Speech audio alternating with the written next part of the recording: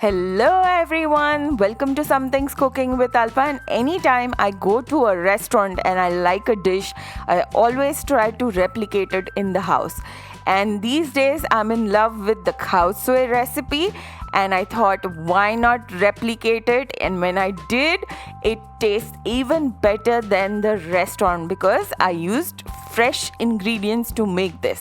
And so guys, today without any delay, I'm going to show you how to make the vegetarian Burmese Khow Suey recipe.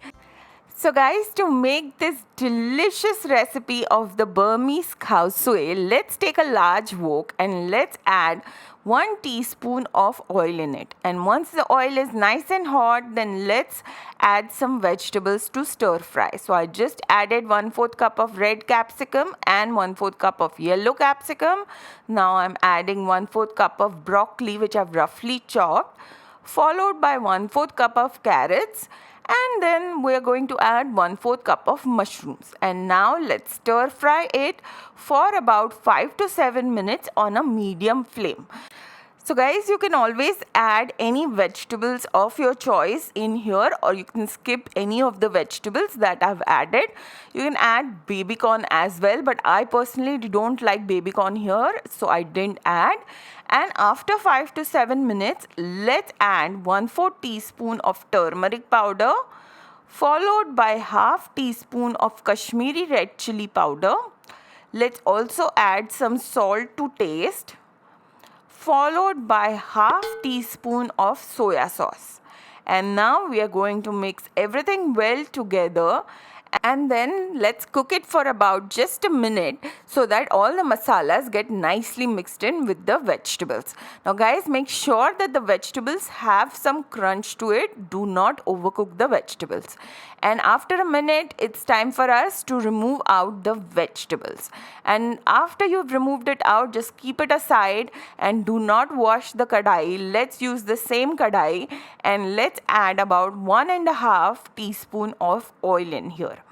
After the oil is a little hot, then let's add 7 to 8 black pepper, followed by 4 to 5 green chilies which I've sliced. Now you can adjust the quantity of the green chilies as per your liking. And then we are going to add 1 large onion which I've finely sliced. And now let's give it a mix and let's cook it for just about a minute.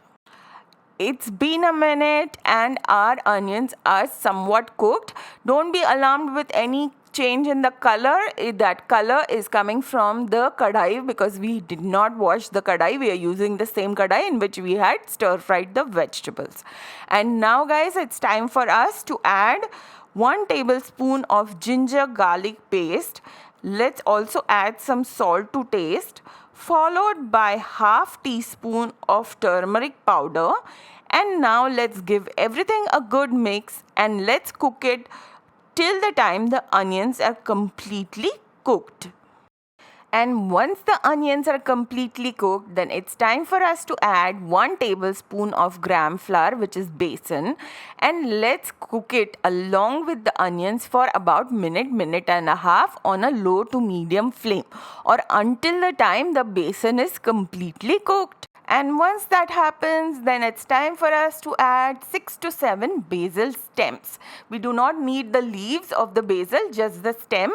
But just in case if you cannot find basil stems, you can always add fresh coriander stems, which is dhaniya ke stems. And then we are going to add about 2 to 3 lemongrass stems, which I'm roughly chopping it up using a scissor and adding it into the kadai.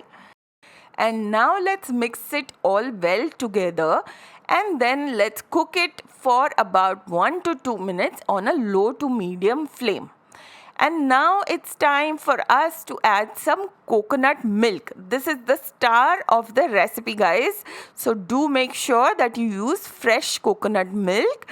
And I just added about 750 ml of the milk, and we are now simply going to give it a good stir and wait till the time it comes to a boil.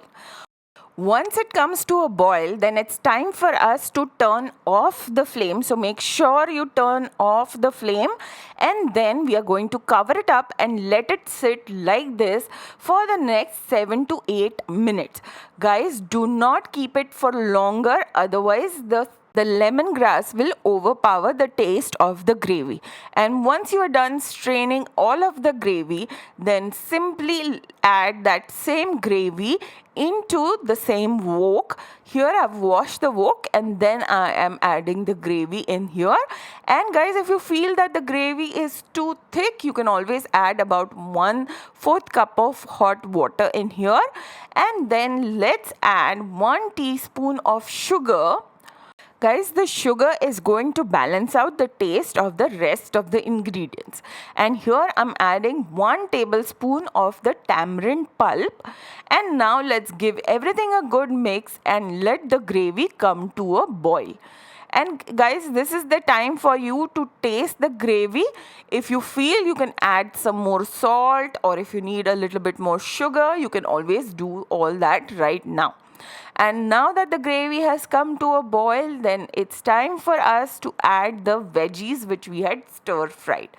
And once we add the veggies, let's give it a good mix and let's cook the vegetables for about a minute or two. And then our gravy is ready. Wasn't it quite easy to make? So now it's time for us to remove it off the flame and boil some water to cook our noodles. So our water is already boiling, so it's time for us to add 1 teaspoon of salt followed by 1.5 teaspoon of oil in here. That will help the noodles not stick to one another. And then let's add any noodles of your choice in here. You can add the Hakka noodles, the ones which with you make Hakka noodles, or the egg noodles or the rice noodles. Here I'm using egg noodles. And once the noodles are cooked, then simply strain them and rinse them under cold water. And now guys, it's time for us to assemble everything. So first, let's put the noodles in the dish. You can take as much as noodles as you wish. And then let's add couple of ladle full of the Khao Suey gravy. Guys, I'm telling you, this gravy is to die for. It turns out and tastes totally mouth-watering. And guys, authentic Khao Suey always comes with a side of few toppings. So here I'm adding some fried onions followed by some chili flakes. Now guys, you can always add or skip any of these toppings as per your liking. And I'm also going to add some fresh coriander leaves. Follow it up with some fried garlic. And I'm telling you guys, you definitely want to add these toppings because it really enhances the taste of the dish. And now I'm adding some roasted and crushed peanuts. Now guys, as you can notice, they are not very finely crushed. Very coarsely crushed peanuts followed by some green onion leaves, and some people even like a little bit of lime juice on top of their Khao Suey. And here we go guys, our Burmese vegetarian Khao Suey is ready. You can always add some protein to it, such as chicken, or you can add some shrimps in here as you wish. And I cannot tell you how amazing this dish tastes.